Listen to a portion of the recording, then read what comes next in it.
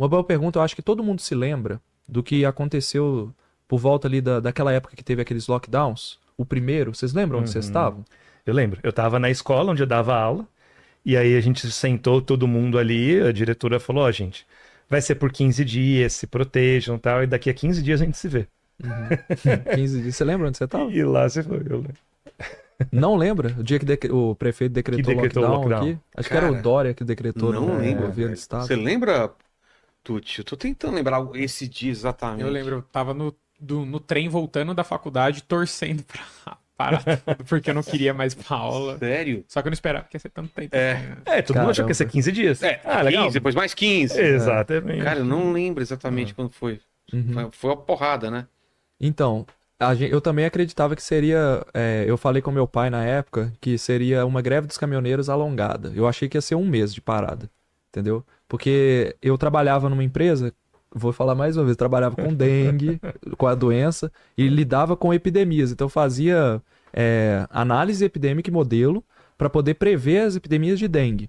E aí, a empresa que eu trabalhava se chama Rentokil Initial. Ela existe até hoje, é uma multinacional, tem vários países. E aí, essa empresa tinha filial na China e filial na Itália. E eu lembro, foi mais ou menos ali em fevereiro, quando a filial da China fechou junto com a Itália. E a gente fez uma reunião de emergência para ver o que ia fazer no Brasil. A gente tava, isso em fevereiro ainda, para ver se, primeiro, precisava preocupar com esse negócio que era na época era nCoV que chamava. Se valia a pena a gente ir trabalhar em casa e se valia a pena a gente cancelar algumas visitas comerciais que a gente ia fazer, uma coisa assim. E aí eu lembro de eu, junto com um amigo meu que trabalhava na época, da gente ser responsável por medir o impacto que teria a pandemia, mas de curiosidade, não era para reunião. E na hora que a gente fez os cálculos que a gente usava para dengue, né, a gente fez uns cálculos simples, de média simples, e jogamos no modelo tradicional lá. Na hora que estava dando assim, mais de 100 mil pessoas mortas no Brasil, porque a gente pegou os dados da China, pegamos os dados da Itália e mesclamos eles, que a China subestimava e a Itália parecia que estava dando mais do que... Né, porque os caras estavam falando que tinha caminhão de mortos e tal. Eu lembro, a gente ficou assustado, né, quando a gente viu as notícias da Itália. A gente falava, nossa, que absurdo na Itália. E no Brasil depois morreu muito mais. Assim. Aí eu fiz esses cálculos e cheguei mais ou menos a 100 e poucos mil mortos no Brasil. Eu lembro de falar na reunião. Pessoal, olha só, eu acho que vai ser uma greve dos caminhoneiros pior do que vocês estão imaginando. Então acho que a gente tem que ir para casa sim, vai ser um negócio. E a OMS já tinha um protocolo para esse tipo de situação. Foi criado em 2017, eles chamavam de doença X.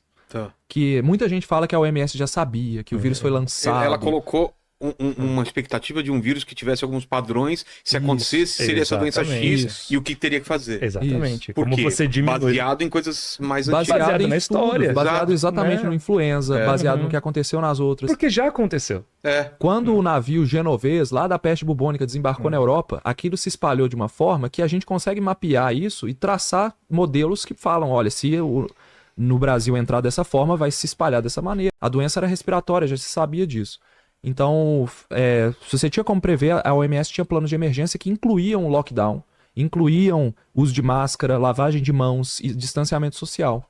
Mas isso não era cultural na época. Inclusive na gripe espanhola também sugeria, né, que as pessoas usassem máscara. Já usaram. Então, não era novidade para nós que trabalhávamos com epidemias, mas era novidade para a maioria das pessoas. Eu lembro até hoje de usar máscara pela primeira vez na empresa, o pessoal zoar.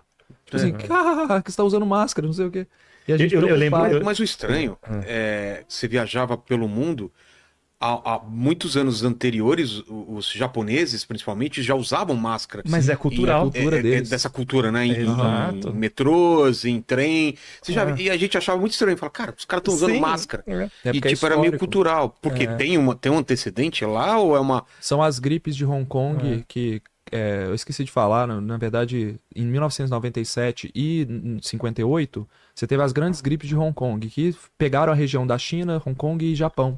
Então era influenza, e a modo de transmissão de proteção era a máscara. Entendi. Eles sabiam que protegia. Então por isso. Como hoje é um traço cultural. Hoje, digamos, você fica resfriado, você vai sair, pegar um metrô, é meio natural. Coloca uma máscara. Então meio que entrou na nossa cultura agora. Mas no começo era muito estranho. Eu lembro de ficar assustado. Eu falei, nossa, tá todo mundo usando. Parecia um filme de zumbi, assim, né? Pra evitar a contaminação.